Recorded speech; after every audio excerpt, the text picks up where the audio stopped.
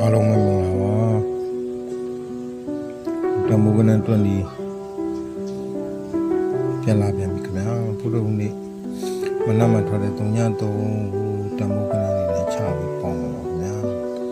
ပထမဆုံးတမုကနန်လေးပြောပြပါမယ်တရက်တမုကတော့83ညရှိပါခင်ဗျာ2ရက်တမုကတော့943ပါခင်ဗျာ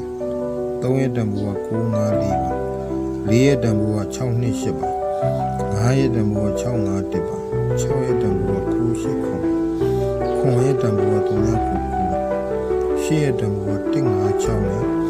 9ရက်တန်ဖိုးက213ဖြစ်ပြီး3ရက်တန်ဖိုးက963အတီးဖြစ်ပါတယ်အဲ့တော့ကျွန်တော်တို့ဘုဒ္ဓဟူနေ့မှာထွက်တဲ့3ရက်3ဟာ3ရက်တန်ဖိုးကဒီမှာကျွန်တော်တို့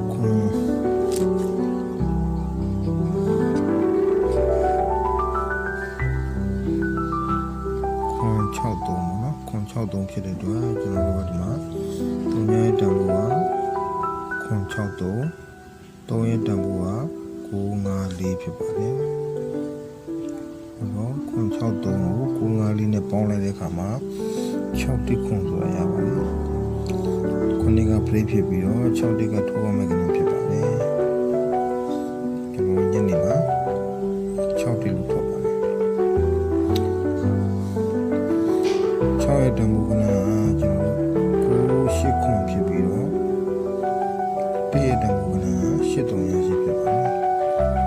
9ခွန်83နဲ့ပေါင်းလိုက်တာ985လို့ရပါတယ်။ဗရိဖြစ်ပြီးတော့ခွန်8ကထိုးရမယ့်ကနေ့ဖြစ်ပါတယ်။ကျန်တဲ့ဗရိမနမှာခွန်8လို့ထွက်ပါတယ်။ခွန်ရဲ့တန်ဖိုးက399ဖြစ်ပြီးတော့8ရဲ့တန်ဖိုးက156ဖြစ်ပါတယ်။399 156နဲ့6ပေါင်းပါပါ။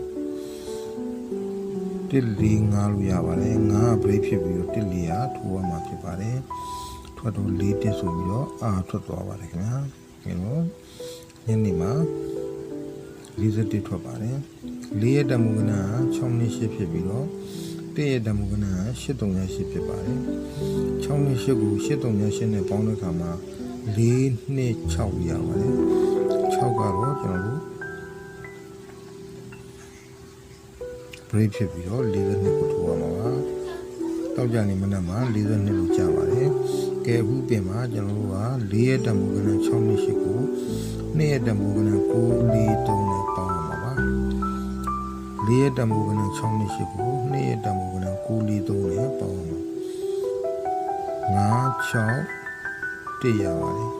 တစ်က break ဖြစ်ပြီးတော့56ကကျွန်တော်တို့ထိုးအောင်လုပ်နေဖြစ်ပါတယ်